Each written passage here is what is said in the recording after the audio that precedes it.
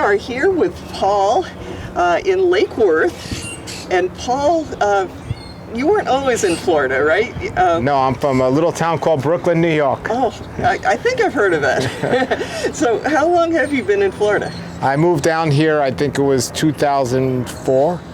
Okay, so 17 years? Yes. And you're now living on this property? Yes, my first property was a townhouse, and of course they said no trees, but I had trees all over, and when I got this property I had moved some of those trees here. Did you have all in containers when you were in the No, they were deep in the ground. As a matter of fact, later I'll show you I root pruned some and I moved them over. I had to ask you some questions about that, and I root pruned them big trees, and I got them over there. Wow, well, you're ambitious and strong.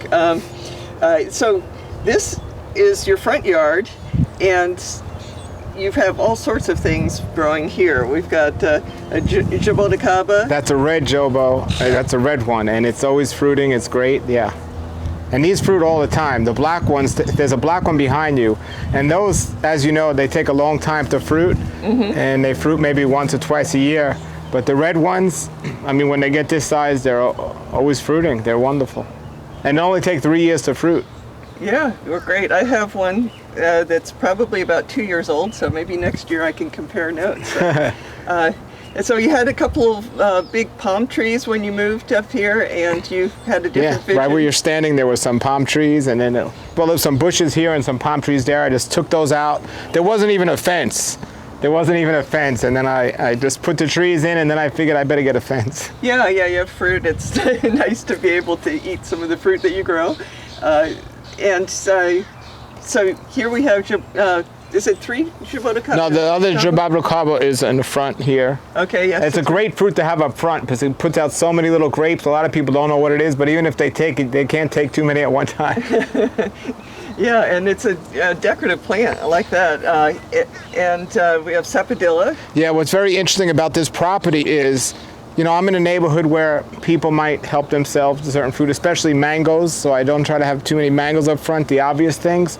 Sapodilla is another one. They don't all ripen at the same time, so it's a good one to have up front, I believe. Not everyone knows what it is, and even the ones that do, they don't all ripen at the same time, so it helps. So I had to strategically plant these things, and some people, they don't have this thing to be concerned with, but I definitely know it's a concern as these get bigger, so I definitely was thoughtful about what I put in the front and so on.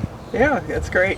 And it looks like you just trimmed back these palm trees. You had an old palm tree here, but... This is amazing. Right here I had a giant lang-lang tree, which I loved lang-lang, and it was the smelling flower. Right, yeah. It was one of the first things I wanted, a perfume tree. It was the only tree I had that didn't fruit, that wasn't edible. I loved the smell, but it got so big and it was taking up so much room, I took it out.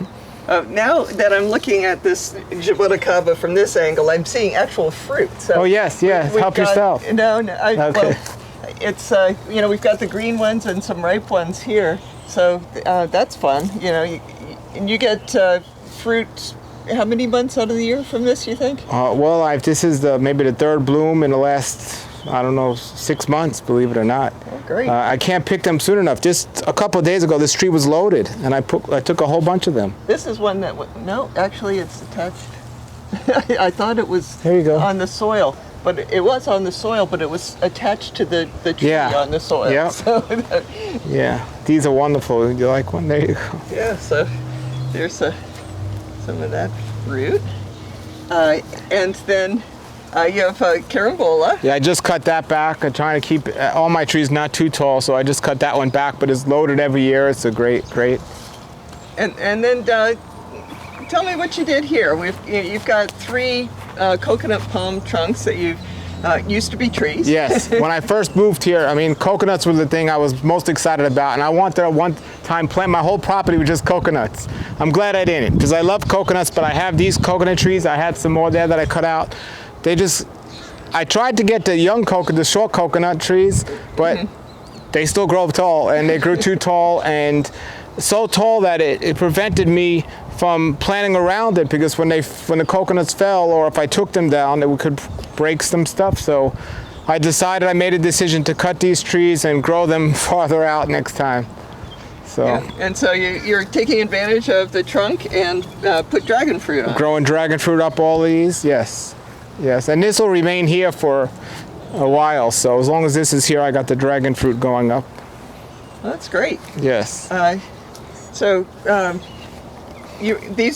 These are, so all my, I try to get the dwarf mango trees in the front, or if anything, dwarf trees in general. This one's a green one, so this one will stay on the smaller side. This one is the Farlang mango.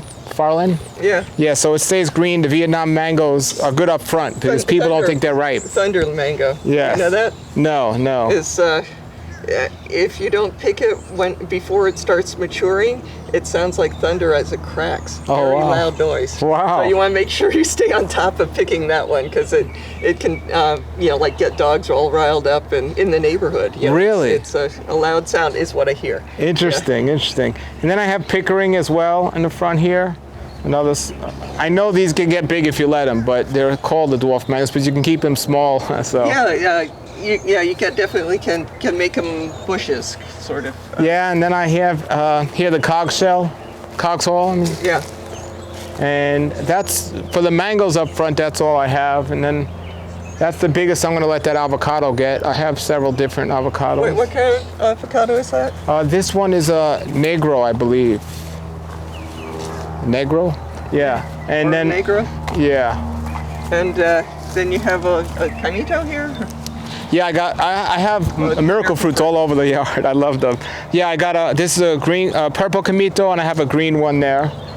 I know they get big, but I'll keep them on a small size. I have a persimmon there, the Triumph persimmon. And my neighbor's let me use his property, so I had a guava there, a peach there. I had a big strawberry cherry tree there, but I wanted something I was gonna be more edible than these little tiny berries. They are small. It's a novelty. And this is another tricky thing is the sun's coming from this side sometimes, and I didn't want trees. My neighbor lets me plant there, but in case he sold his property and I wasn't one to get it, I don't want somebody planting a big giant tree that's going to shade me out. So I want to plant things that are going to grow big, but not too big. Yeah. And another sapodilla.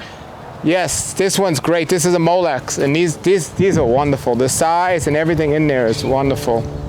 Yeah, that's great. And you cut the center out so to keep it small, right? Yes. So that's great. I applaud that. You make like when you take action early on, then you can have a small productive tree, and that's definitely a good way of going. Exactly. And then I have the jujube there, which I just cut back. It was pretty tall and got a good crop.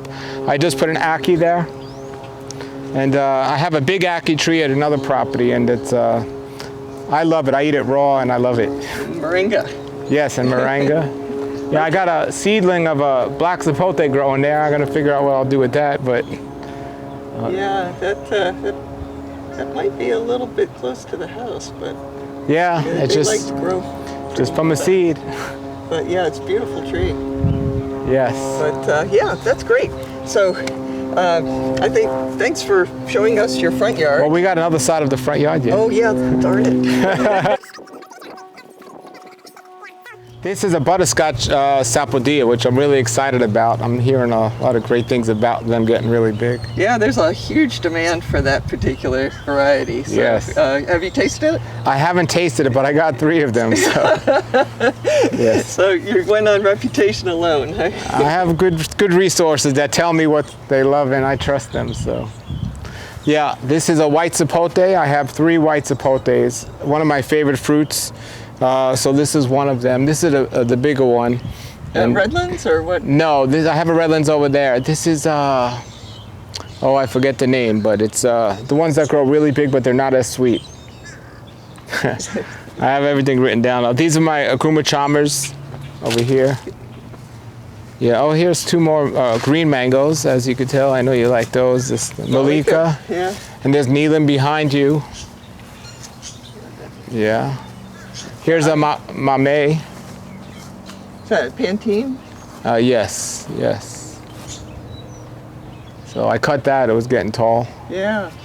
Yeah, it looks good. It's a very attractive plant. I've had people buy them just because it looks sort of like a tree fern, the way it grows and such.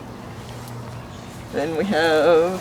Well, no, that's a graft there. This is a Kent mango, When I first moved in, before I found out about bacterial backspot and all these other mango varieties, this is one of my favorite varieties. I got a bigger one back there. And I had it growing in the pot, so I wanted to get in the ground, and I would have chose a different spot if I knew better, but I also play around with grafting on here, so I have a Fairchild and an Angie grafted on this one. Just playing around with that. But this has got mangoes off it last year, and it's doing well. Oh, great. And then there's a persimmon right behind you. So how long has this persimmon been in the ground? This has been in the ground about 2 years. This is a tropical persimmon. Did you get fruit? I had one fruit. I didn't get fruit yet. I had one fruit. So. Well, it counts. Yes. And then the other 2 trees I have an avocado in the corner there, and then right behind you I have a peanut butter fruit. So. Is that the same as peanut butter marmalade plant? I don't know. This is a little red fruit that literally tastes like peanut butter. Uh-huh. Yeah. Well, great. So have you gotten fruit from it yet? No, I've tasted it at Bobby's property, but I haven't gotten any fruit here yet. I have some muscadine grapes growing here as well. Yeah, those are great. Yeah. So. Okay, well, thanks very much for showing us your front yard. Yes, thank you. Okay.